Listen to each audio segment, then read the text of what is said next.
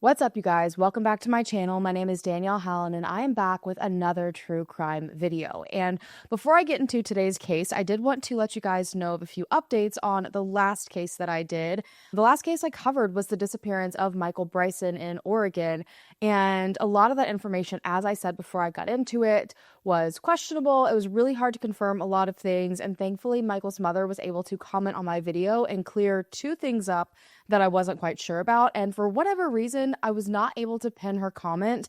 And so I don't know how many of you guys saw it. I'm sure her comment was probably one of the top comments in that comment thread just in general, but I wanted to make sure you guys knew. So we know that some of Michael's belongings had been found about a mile down from the campground. I also said that there were several other items that were found later on, and it wasn't super clear in my research what exactly those items were, but it seemed to repeatedly be said that it was his wallet, which obviously was a huge deal because Michael's wallet was allegedly stolen from him, according to some of the stories. But according to Michael's mom, it wasn't his wallet. She was obviously not specific as to what it was, which I completely understand, but there were other items that were found, just not his wallet. That is still missing, which is another big question mark for me. I also was informed that it wasn't just one of the twins, Kalia and Cassia, that passed away. We know that one passed away from a drug overdose about a year and a half after Michael went missing, but sadly, the other has passed away as well, as of just, I think, a couple of weeks ago due to a heart condition, since one of those sisters was one of the last to see Michael. If either of them had any answers at all in his case, unfortunately, they're no longer alive to tell them. I just wanted to keep you guys as updated as possible, and it was driving me crazy for like 30 minutes the other day that I could not pin Michael's mom's comment, so I just wanted to let you guys know here. And now with that out of the way, we can go ahead and jump into today's case. And as you guys know, if you've been in this community for a while, I do typically cover cases that are from a few years ago, if not decades ago, situations where time has obviously dulled the details and records are buried deep in the archives. But the last couple of cases, or just recently in general, I felt really drawn to the more recent cases. And that is no different for today. This is probably one of my most frequently requested cases at this point, so let's go ahead and dive right into it. On September 23rd, 2024, 13-year-old Stefanie Damron walked into the woods near her family's off-grid property in the tiny town of New Sweden, Maine, and she vanished off the face of the earth. And now here we are, October 2025. It's just hit the year mark that she's been missing, and Stefanie's still not been found. And so with this being such a recent case, emotions are very high, rumors are running rampant, and the family and the community at the center of it all are still searching for answers. And cases like this are so tough to cover, especially when the story seems to still be developing, just like the Michael Bryson case, even though that happened 5 years ago, because these cases are now unfolding in a world where social media seems to spread speculation faster than verified information. And it's really easy for facts to get buried in the noise. I feel like a lot of police departments also are choosing, more so than they used to keep everything they know to themselves, probably because of social media. But unfortunately, I feel like it does this kind of opposite effect where, like I've said in so many videos, it leaves so much room for speculation that things quickly spiral out of control, and it ends up hurting the people that need help the most, the victims. They end up just getting drowned out in all of the noise. Unfortunately, I feel like that's a lot of what's happened with Stefanie's case. So as we go through Stefanie's story, I'm going to make clear what's been confirmed and what's still unverified. But again, just like Michael Bryson's case last week, this is another one where authorities have said pretty much nothing. So a lot of this is going to be based on what the family has said, what different witnesses have come forward and said on podcasts. So please just keep an open mind and remember that behind every single headline and social media post is a family that's living through a nightmare, and the victim needs to remain at the center of it. So let's go ahead and get into the details. Now, to understand what might have happened, you really need to understand who Stefanie was and the kind of life that she lived, because it is not your average lifestyle. Stefanie Erlene Jen Damron was born on October 6, 2010 in Beckley, West Virginia. So actually just the other day would have been her 15th birthday. And she was born to Christopher Dale Damron and Lisa Marie Damron. She was one of 5 siblings in the family, so it was a big family, and they were all ranging in age from 8 to 21. Now, Stefanie was right in the middle. I believe she was one of the older middle siblings, and so her role in the family dynamic reflected that. She often was helping out with the younger kids, and she was described by her family as being gentle, reliable, and a little shy. Stefanie seemed to have a love for the simple things, which will go hand in hand with the family's lifestyle that I'll get into in a little bit. But she loved drawing. She loved puzzles and spending quiet time outside. She was very thoughtful, often lost in her own imagination, and she had a deep affection for animals, especially the family's chickens. Those were like her little buddies that she took care of. She was really observant. She was incredibly mature for her age, and she found peace in structure and routine. Her parents have described her as being an old soul. She was someone that didn't really need a lot to be happy. She just wanted a little space to think and something to keep her hands busy, and Stefanie would be the happiest person in the world. And when things felt overwhelming, which I'm sure was something that could easily happen in such a large family, Stefanie would often retreat outdoors. You could often find her wandering around in the woods, creating some sort of fort, just kind of taking time to herself. She really appreciated solitude. But the family's life had not gone without its challenges. So before settling in Maine, the Damron family had moved around quite frequently. I believe that Lisa was from Georgia and Dale was from West Virginia. I think he lived in Rhode Island at some point, and so they moved around to figure out where their family best fit. So they were in West Virginia for a while and Illinois. Eventually they moved to Texas. And while they were in Texas, back in 2015, some issues arose with the family involving CPS. According to what Stefanie's father has told a handful of podcasts, one day in 2015, he and Lisa took all the kids to Walmart. And I think Lisa went inside to go shopping on her own, leaving Dale and the kids in the car. And as he was sitting there with nothing to do, Dale decided to pull out a joint and smoke it, something that he says he wished he never did given what happened next.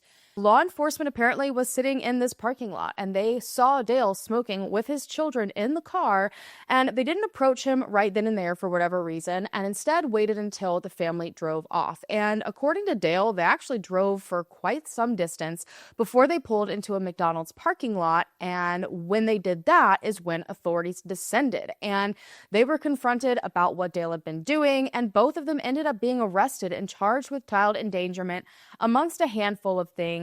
And they temporarily lost custody of their children for about 6 months. Now, this was a very, very challenging time, and Dale has made it clear that he takes full responsibility for the decision that he made to smoke in front of his children. And so during that 6-month time period, they did everything they possibly could to try to prove that they were fit parents. They completed regular drug testing, they had to meet various conditions, they passed everything, met all the requirements, and the case actually ended up being dismissed against them.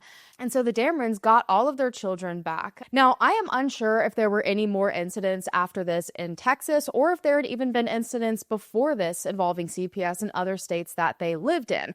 But regardless, a few years after this, the family decided to leave Texas and start fresh elsewhere. And so this happened in 2015. They moved to Maine in 2021, so it wasn't like an immediate decision, like they were running from the CPS case.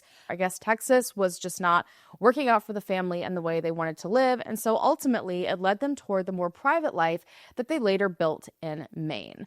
Now, somewhere in the midst of all of this, the family also decided they wanted to live an off-grid lifestyle, and it's not been made clear if this was something they had always practiced, maybe back in Illinois, West Virginia, maybe they did it in Texas. Honestly, I can't really say if this decision came after their involvement with CPS, but the transition became a part of a large pattern of wanting privacy and self-sufficiency. And so when Dale and Lisa ended up finding a secluded wooded plot of land in New Sweden, they saw potential. New Sweden, Maine is a small rural town tucked deep into Aroostook County. I hope I'm pronouncing that right. My brain, for some reason, just does not want to deal with all those O's. Anyways, it's about as far north as you can go in the state. It spans roughly 35 square miles, but it's home to fewer than 600 people. And so it's quiet there. There's fields, thick woods, long stretches of dirt roads connecting neighbors that live miles apart. And people seem to know each other by name, but privacy is heavily respected in this area and life moves at a slower pace. So in 2021, they purchased the land and slowly built a geodesic dome as their main living structure. Now, it's not what most people think of as a traditional home. Obviously, it didn't have wired electricity, there was no running water, but the family made use of generators and hauled their water by hand. And in addition to their dome, the Damrons had built structures for animals and began shaping a modest homestead piece by piece. And so, because of their private and self sufficient lifestyle, the family also chose to homeschool their children. At some point before they settled in Maine, again, it's not clear, just like when they decided to live the off grid lifestyle, the kids that had once attended public school ended up being pulled out, and Lisa began teaching them at home. According to Dale, none of the kids who had attended public school were happy there, and so they decided that the kids would probably thrive more learning at home. And it seems they also wanted to teach them very different things like, self-sufficiency and how to survive out in the wild and grow and raise their own food, things along those lines. So Lisa homeschooled the children while Dale focused on maintaining the homestead, and the kids, every single one of them, played a huge role in keeping things running. Now, they all had regular chores, from feeding animals to collecting firewood to helping with cooking. The heat mainly came from wood that they chopped themselves. Meals were prepared on a stove powered by propane or firewood, and Stefanie quietly found her place in that flow, always dependable, always doing her part. But privacy didn't mean lack of oversight. Because of their alternative lifestyle and their previous involvement with CPS, years earlier in Texas, Dale said that Maine's Child Protective Services ended up making regular visits to the family's property after they moved there. Now, according to him, these visits occurred about twice a year, and they were focused on ensuring safe living conditions for the kids. So caseworkers would check things like there was access to a bathroom, adequate heat, and other essentials. Each time, the family provided what was needed and passed inspection, according to Dale. And he explained that he and Lisa came to view these visits as a normal part of their lives. They understood that given the way they lived, oversight was expected. It didn't seem to bother them much. It was just simply something they anticipated and cooperated with. Now, before Stefanie went missing, her family's living arrangements were kind of all over the place. They were split between two separate locations. Stefanie's grandfather, who, despite being known as Grandpa, was not a blood relative, had lived with the family majority of the children's lives, so he basically was their grandfather. And at the time, Grandpa, Stefanie, and her older sister were staying in the geodesic dome together that the family built on their land. Meanwhile, their parents and the younger siblings were living in a fifth-wheel trailer on a nearby property owned by a family friend known as Uncle Andrew, who again was also not a blood relative, but someone that was really close to the family since they moved to Maine in 2021. Now, Uncle Andrew lived about a mile down the road, and he helped to provide key resources like generators and off-grid supplies. So this brings us to the day that everything changed, September 23rd, 2024, when Stefanie allegedly walked into the woods behind her home and never was seen again. So that day, Dale and Lisa had driven to another part of Maine for a job interview at Ruby Tuesdays, and this was in fact confirmed by law enforcement, and they left several of their children at the home under the supervision of their grandfather. And Stefanie was one of those children. Now, it wasn't unusual for them to do this. I mean, the kids were familiar with the property, they knew the trails, the boundaries, and their daily routines by heart, and obviously their grandfather is an adult who's able to watch them. And so later that afternoon, at around 3:30 p.m., while Dale and Lisa were still away, a text message ended up coming through from their oldest daughter, who was the closest to Stefanie, who was 13 at the time. And I think this daughter was 16 or so, 17 maybe. So there was quite a bit of an age gap there. But this text message was sent using their grandfather's phone because that was the only phone available to the kids at the home. Because of the lifestyle they lived, none of the kids were really allowed to get on social media or have a lot of internet use. I think some of them may have had Facebook profiles, but it doesn't seem like they were very active on them. And according to Dale and Lisa, everything they did do online was heavily monitored. I've seen that they maybe used Starlink, but only two people in the family had phones, and that was the grandfather and Lisa, their mom. And even then, the grandfather's phone was an old flip phone, so communication was extremely limited. Now, this message said that Stefanie and her older sister had gotten into an argument, and that Stefanie had walked off toward the woods and hadn't returned. And it didn't necessarily sound urgent, but more like an update to let their parents know what was happening. And the older sister said that she planned to check in with neighbors to see if Stefanie might be there. And a lot of people have pointed this out as being odd. If Stefanie, like I said, when I was describing her, was someone who loved to kind of separate herself and go off in the woods, especially if there were issues between family members when she was trying to just kind of separate herself, why would her older sister feel the need to immediately reach out to family? But to me, it makes a lot of sense because in the weeks leading up to that day, Stefanie had reportedly walked off, or I guess loosely run away, a handful of times. And one of those times was most recently in August. I guess Stefanie decided to run away and ended up at a nearby neighbor's home. And she ended up telling this neighbor she didn't want to be back at her house anymore. She didn't want to be there. She was running away. But this neighbor was like, listen, like, you're 13 years old, like, you've got nothing. You can't go anywhere. You don't have money. You don't have supplies.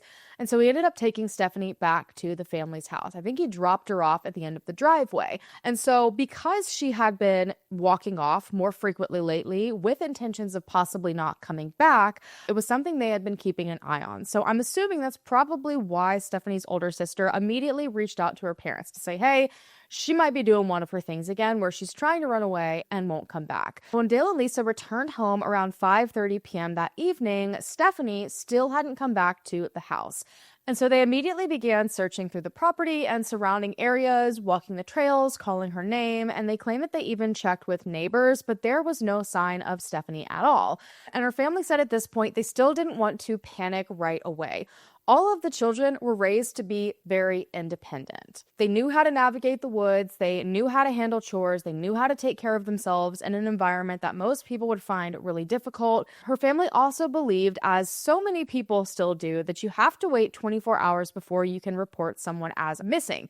And so they figured they would wait this 24-hour period, hope that they were just, overthinking it. Stefanie would come back home and everything would be fine.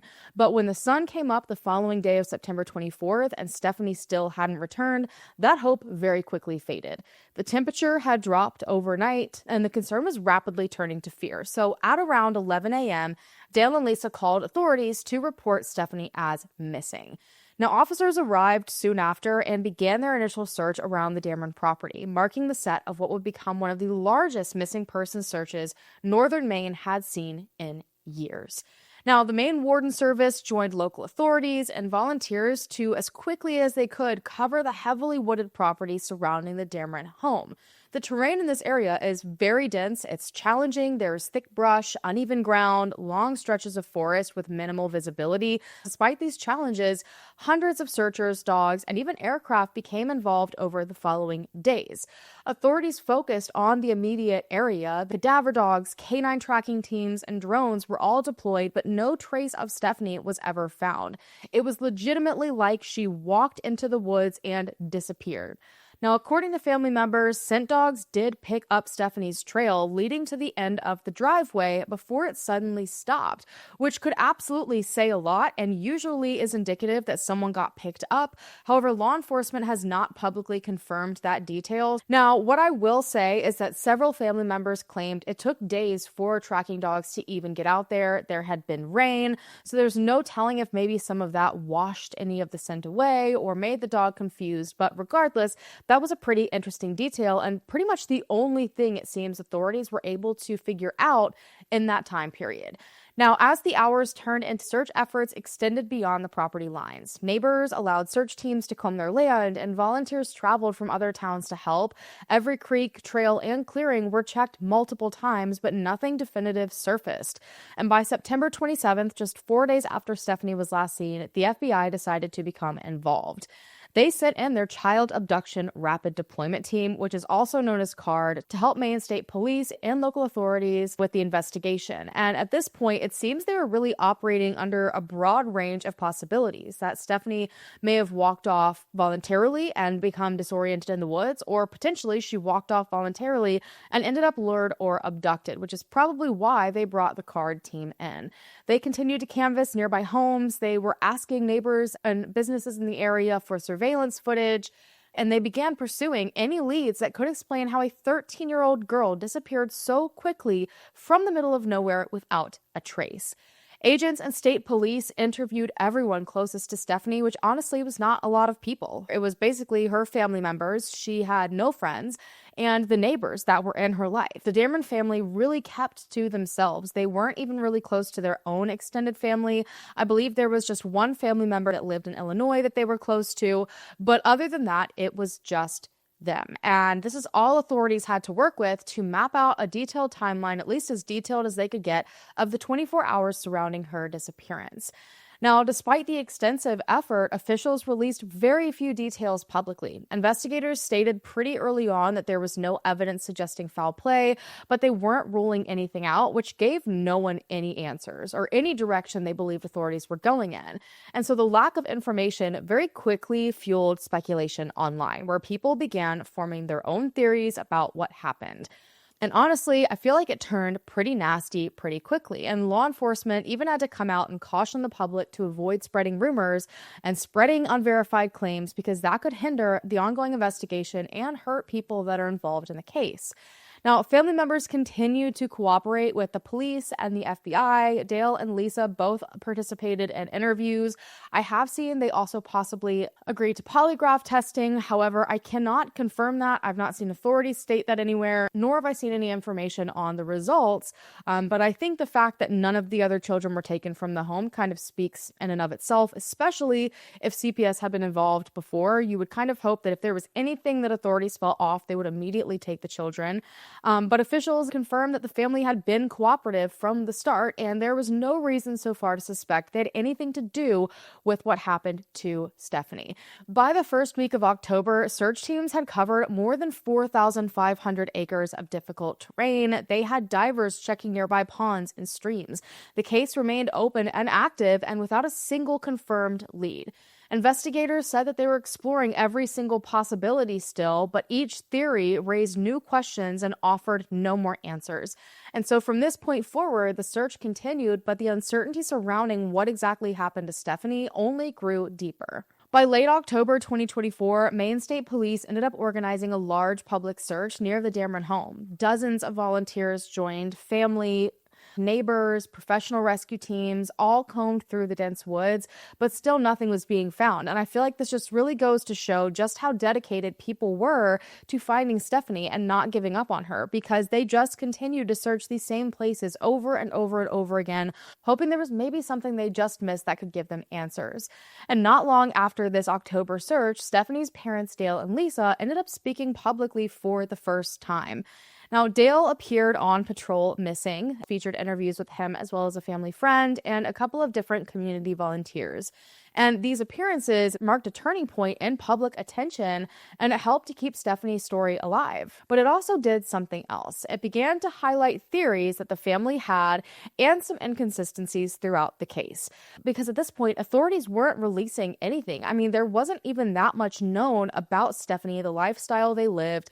I think at this point, people believed the family was living in like pop-up camping tents on this property.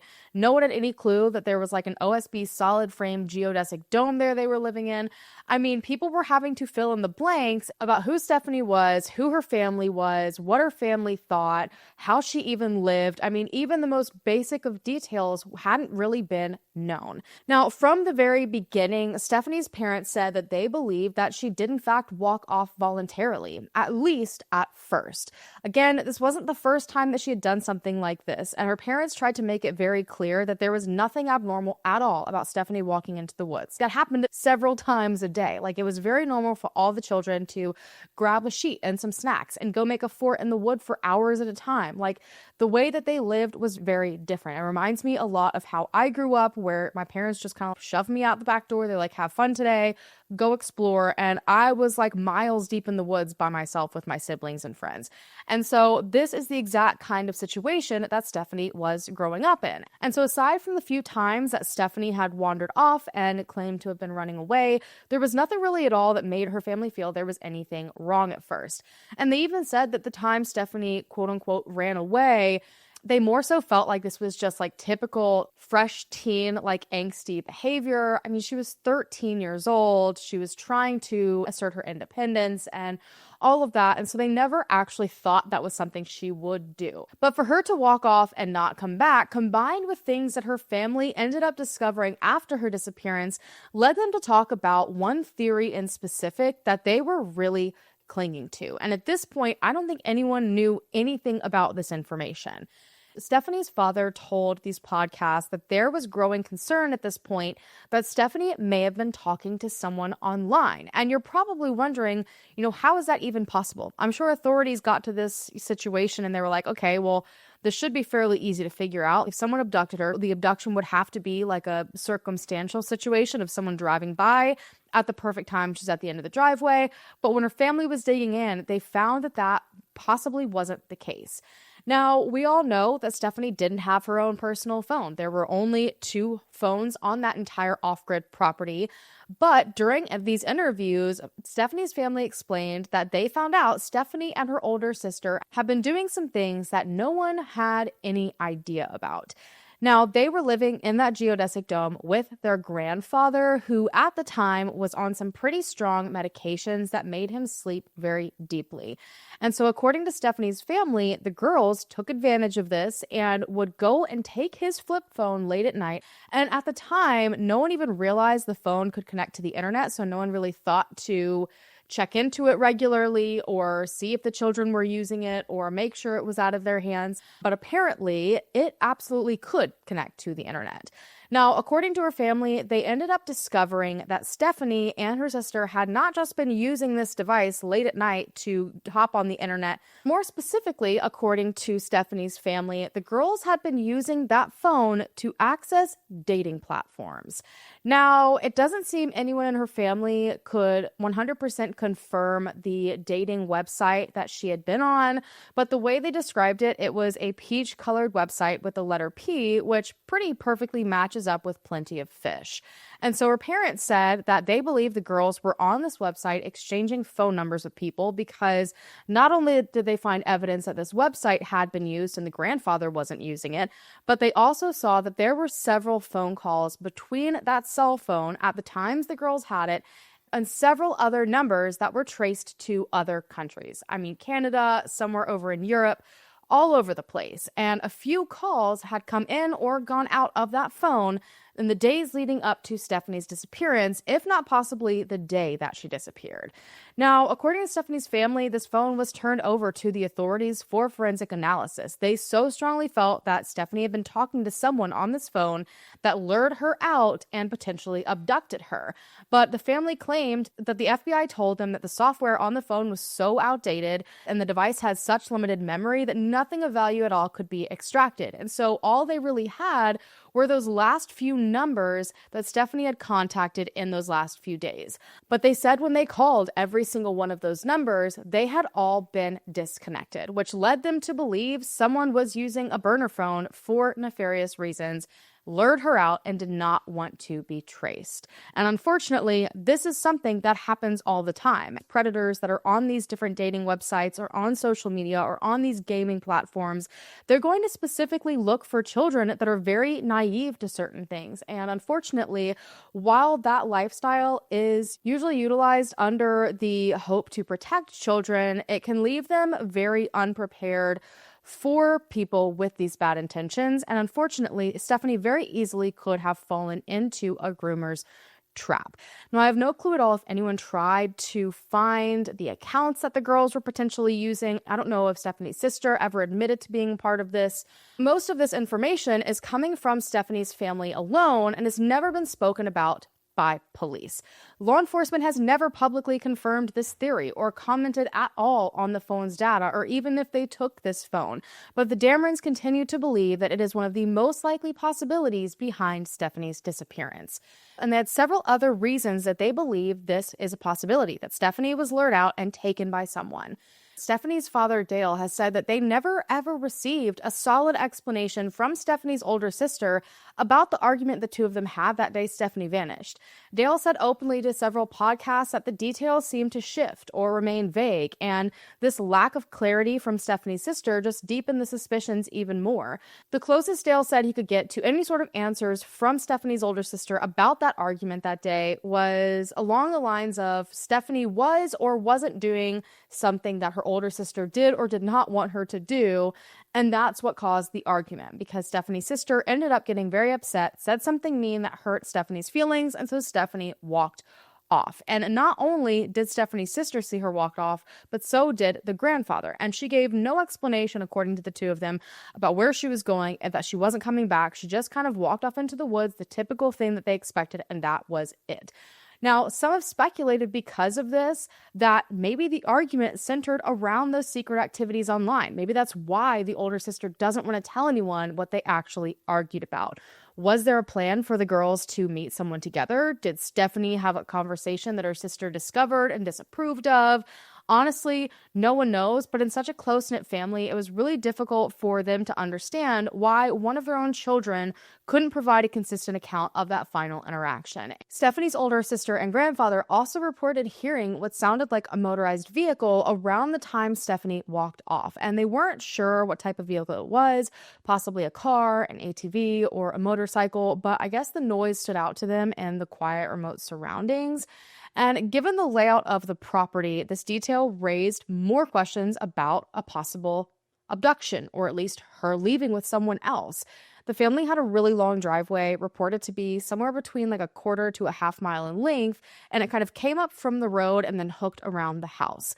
And so Stefanie was last seen walking toward the woods, and this created a lot of confusion. Everyone's like, well, if she walked toward the woods, and she likely didn't go down the driveway to get into a car. That doesn't make sense with what the dogs allegedly found.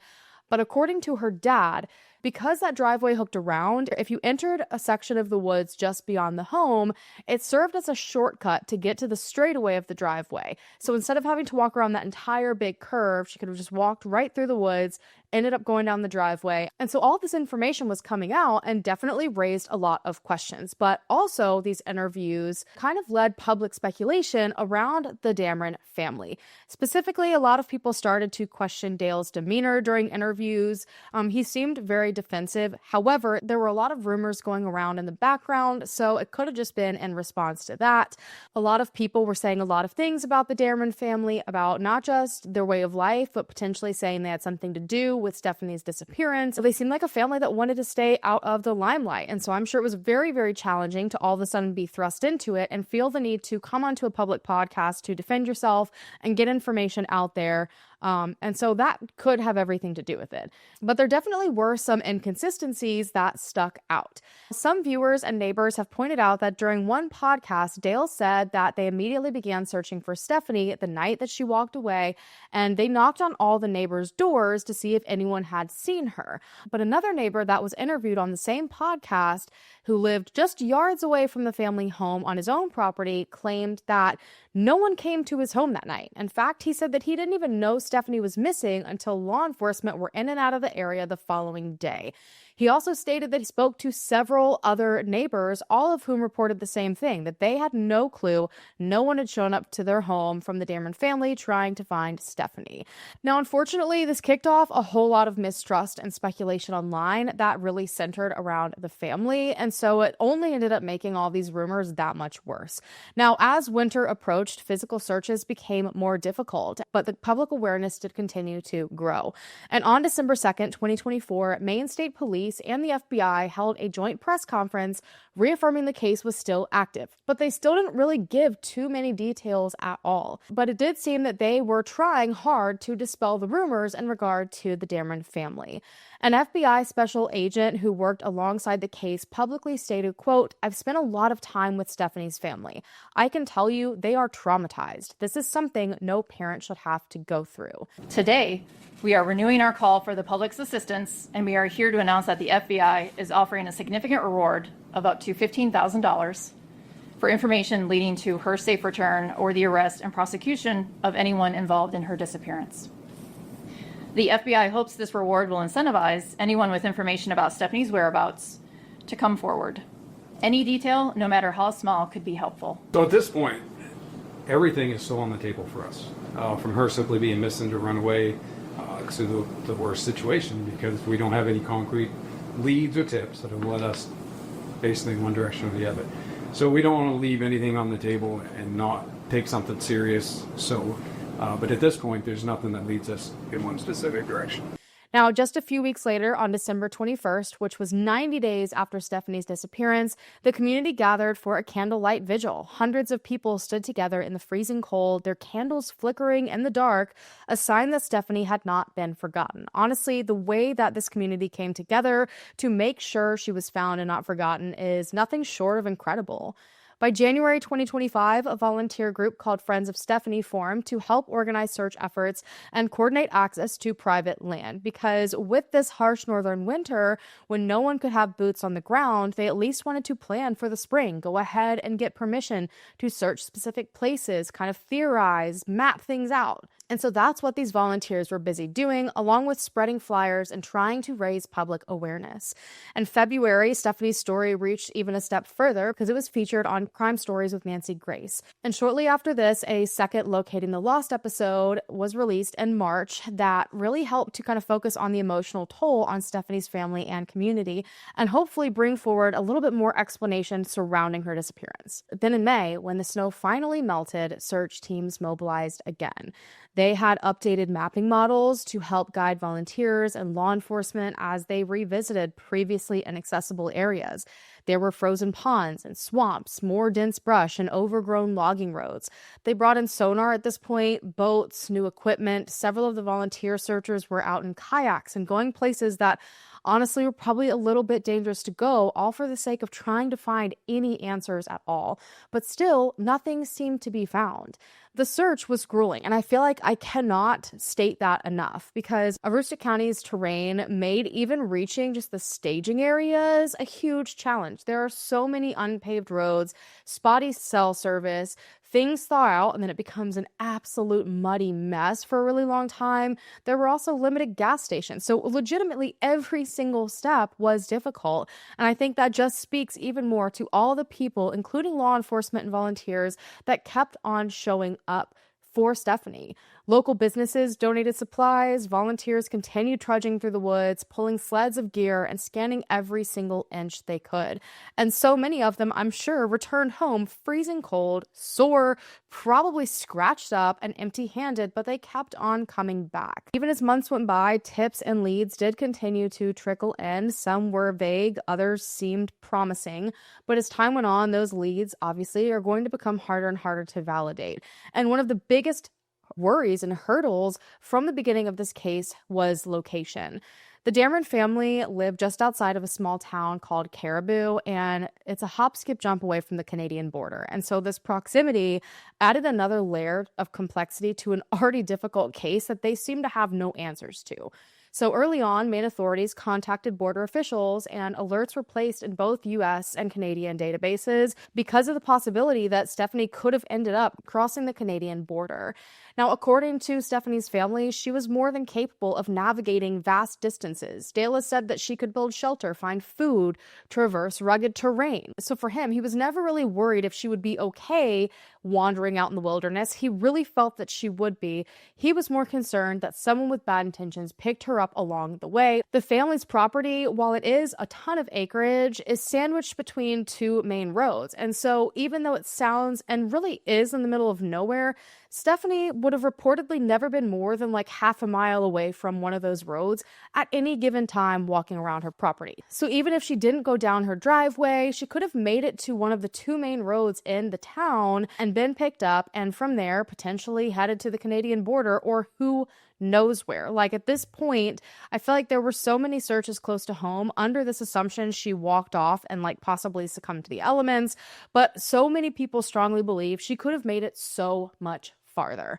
There were scattered reports of possible sightings, some in Maine, others across the border in Canada, as they feared, but most of them couldn't be confirmed and lacked a lot of key details. But still, law enforcement followed up on what they could because it doesn't seem like they're working with a whole lot. The FBI's involvement also helped expand the reach across state lines into that international territory, but all of these leads ultimately led to dead ends. Maine State Police have remained the lead agency throughout Stefanie's case. I guess this is standard protocol in Maine. When there is a missing person under the age of 21, they immediately fall under state jurisdiction, likely because it is such a vast state with lots of harsh weather, lots of harsh geography, and a bunch of these towns are so small. I'm sure they really rely on these larger agencies to bring in all of the resources necessary to find these children as fast as humanly possible. Now, outside of a few statements and that December 2024 press conference, really few updates have been shared. I can't find much at all. And so it's really left many in the community and Stefanie's family with questions, frustration, and lots of speculation because no one seems to know where the case stands at any point in time. But thankfully, this is one of those cases where, despite that frustration, people are still pushing forward. And friends of Stefanie have expressed in a lot of these podcasts how frustrating that's been for them because the Maine State Police have said, like, we need the public's help.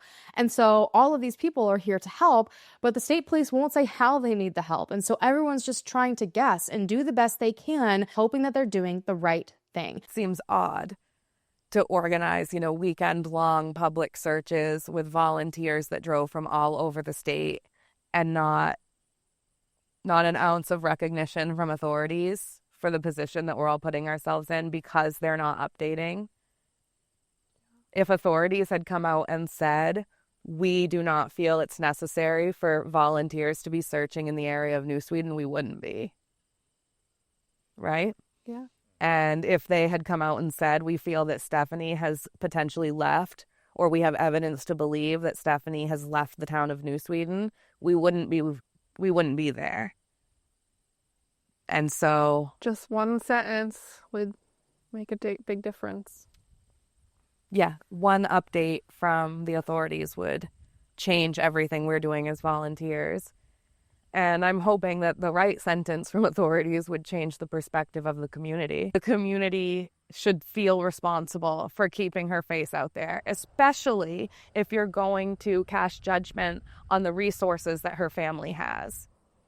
If you're in a position to judge the resources of her family and what they were or were not able to provide for her, then you have the time and the mental capacity to share her story.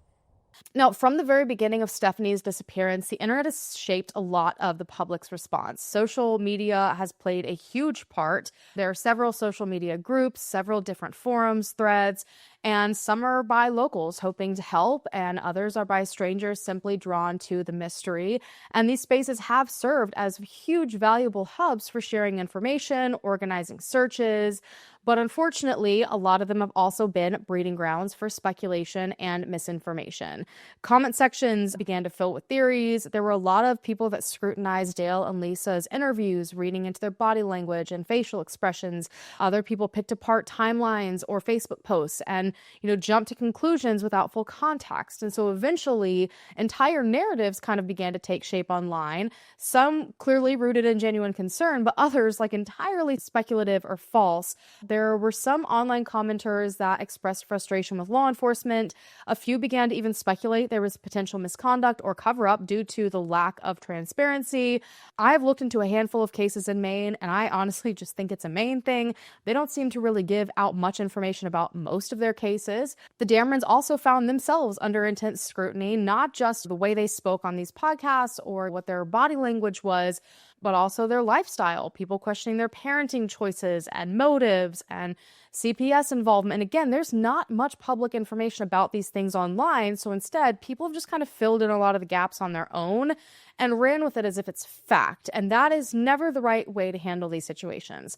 Now, Dale eventually did speak out, emphasizing that the family had nothing to hide at all. He described how painful it was to grieve in the public eye, especially as their way of life was repeatedly scrutinized. They had expected some misunderstanding due to their off-grid lifestyle. Like, they fully know the way they live is not typical, but they said that they hadn't anticipated just how intense and relentless the judgment would become. The parents sold their daughter. The parents killed her. The neighbor fed her to his pigs. These are all rumors that have surrounded the Damron family since their daughter Stefanie disappeared last September. I want you to talk again about, why you don't, live in a traditional house. Dale has developed a fear of cameras, but was willing to let me record and photograph him answering my questions. Because I want to focus on raising my children, plain and simple. And if I'm living in a traditional house, paying for a car payment, paying a mortgage, I live on a disability check. I'm able to take my disability check, raise my kids in a constructive way to where they're able to do things, they're able to have things. He says despite how it might look from the outside, his kids live fairly normal lives. While some think they're keeping secrets, Dale says they're just as in the dark as everyone else. Are you tired of a lot of this not being about the investigation, but about your family? Yeah. Why is it about? That's my main question. Why? We've been verified, checked out. I've had the FBI behavioral scientist literally come out and talk to my kids. Dale says the biggest problem his children face now doesn't come from their parents, but from the wave of rumors that's followed Stefanie's disappearance. I mean, we're not talking about one or two negative rumors. We're talking about whole Facebook websites full of things about my family. We're talking about a full page on Facebook that's designed just to send their kids to school with their heads filled with garbage about my kids. You just wish people would, mind their business? I wish people would quit judging me. If they want to talk to me, I don't have no problem talking to anybody. If you want to make an accusation against me, I'll go to DHS. We'll meet right in the front office of the DHS with the CPS caseworker, and we'll discuss any accusation you want to make against me. State police, same thing. You want to make an accusation? Make it. Let's talk it out like people. Prove your point. But if you can't prove your point, keep your mouth shut. And out of all the people that have questions about Stefanie, Dale says they are the ones that want answers more than anyone. She kept life interesting. If we needed a smile, Stefanie was good for a smile. If everything was going right and it was getting boring, you knew she was going to take it off on left path. She was the one that kept everything interesting. And that smile on her face was just, I can't get it out because my son, he has the exact same smile. According to Dale, the speculation finally reached a point where it felt like Stefanie was no longer the focus, and instead, all the attention had shifted towards tearing the family apart, tearing law enforcement apart, fueling rumors, and it became really overwhelming. Every single post was picked apart, every statement misinterpreted, and it wasn't always just strangers online. Sometimes it was neighbors or distant acquaintances that contributed to this. Dale himself, in some of these podcasts, you could see the tension, the issues that he started to have with neighbors, the back and forth. He said they lived around questionable people, and then these people would come and defend themselves. And it really has just been awful to watch because this barrage of noise eventually pushed the family to step away from social media altogether, and it really drowned out Stefanie. Now, thankfully, there are several people in the midst of all this chaos that came back with another wave of support. Online groups that have focused on respectful dialogue. They continued to share flyers, help raise awareness beyond local borders. Friends of Stefanie has really worked hard to have a website open to encourage people to speak about this case, to make sure they were doing things that the family thought would be helpful, asking questions, seeing if there was anywhere the family wanted them to focus, searches they could possibly get together, any specific areas the family wanted them to look into. And so thankfully, Stefanie's face and story did remain in circulation, despite the fact that it had kind of been overwhelmed by all of this speculative information. And while the speculation hasn't stopped, it is important to recognize that a lot of it, whether well-intentioned or not, can impact real people. The Damrons are not only grieving, but they're trying to navigate a painful mystery under a national spotlight. And as people who already didn't want to be in the spotlight, I'm sure a lot of their behavior that is deemed questionable could very directly just relate to that. And I feel like as a true crime content creator, I'm always trying to advocate for be careful what you say. Be careful what you spread as fact. If it is just speculation, you have to be respectful and responsible with what you say. And it's a lesson that I've unfortunately learned the hard way so many times and that I work on every single time I sit down to make a video. But social media can just sometimes get so out of control. And I've seen family's treated terribly. I've seen really awful things happen. I've seen people end up in lawsuits because of the things that they've said, misinformation that they've spread. So just please be mindful and keep your eye on what is most important, which is Stefanie. Everyone involved in the case at this point hopes that conversations shift from judgment to compassion and from rumor to facts. Stefanie Damron remains missing. There is no confirmed sightings, no recovered belongings, no clear answers at all. I have seen her family state that there were things at the home that I believe weren't there that led them to believe she planned to meet someone and go somewhere. I don't know if that means that clothing was missing or maybe a backpack or what have you. Maybe she took cash or something. Again, it's not been clear and authorities have never spoken on it, but the family so strongly believes that is what happened. And if that's the case, that could mean that Stefanie is out there alive and well somewhere, and her family just wants to know that she is okay. Just wants to know that she is safe. They've said that Stefanie is like their class clown of the family. She's who kept everyone laughing.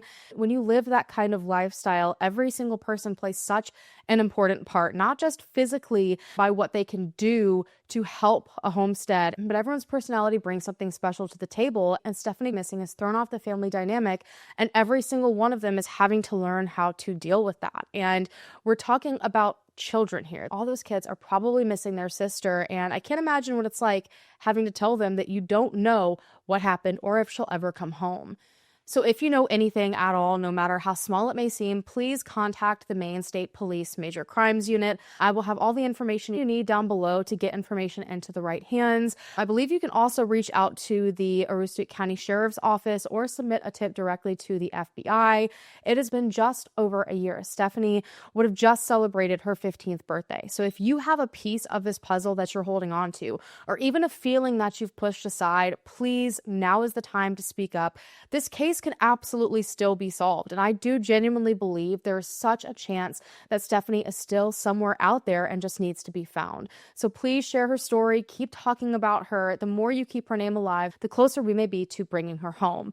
On that note, I'm going to go ahead and go, you guys. Thank you so much for taking the time out of your day to listen to Stefanie's story. If you haven't already, go ahead and hit the subscribe button to become a part of the Hallan fam so that we can hopefully bring them home together or bring them justice together. And I will see you guys in my next video.